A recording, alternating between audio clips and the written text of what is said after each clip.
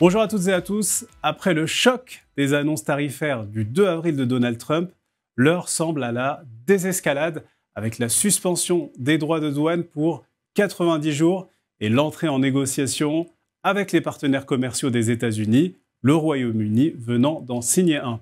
Les négociations avec la Chine s'annoncent toutefois plus complexes.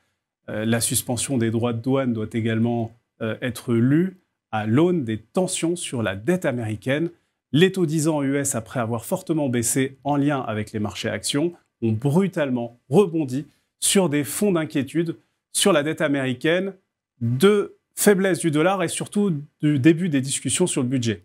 Alors les taux d'intérêt semblent donc constituer une force de rappel à la disruption trumpienne. Du côté de la Réserve fédérale américaine, Jérôme Powell, maintenant qu'il est confirmé qu'il restera dans ses fonctions jusqu'en mai 2026, voit les risques à la fois du côté de l'inflation et de l'emploi. L'économie américaine, elle, devrait ralentir cette année et la Fed devrait attendre le troisième trimestre et plus de clarté pour poursuivre son cycle de baisse des taux.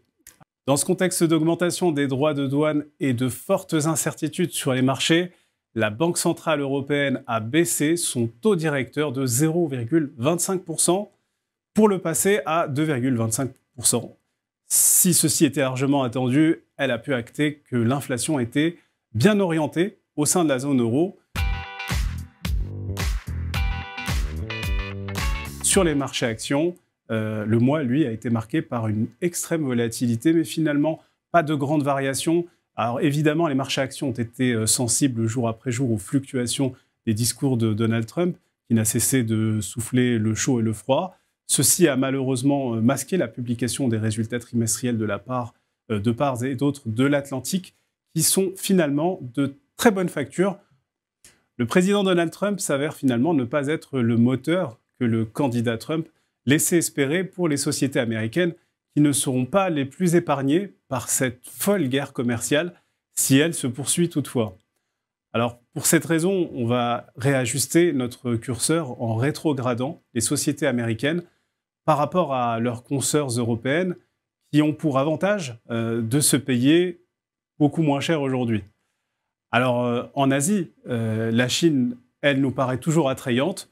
De deux choses l'une, soit la tension avec les États-Unis va s'apaiser et les entreprises chinoises, évidemment, en profiteront, soit la tension s'aggrave.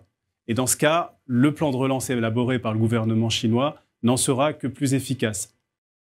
Maintenant, sur les marchés obligataires, les taux et les anticipations d'inflation s'étant fortement réajustés au mois d'avril, on passe le curseur des obligations à la neutralité. Et sur le crédit, donc les obligations d'entreprise, et en particulier sur l'investment grade, du fait de sa composante sur les taux. Alors, à contrario, on va adopter une position de surpondération sur le crédit spéculatif, le crédit donc à haut rendement, à yield, qui nous semble offrir un bon couple de rendement-risque sur ces niveaux. Je vous remercie de votre attention et je vous dis à très bientôt pour une prochaine vidéo sur les marchés.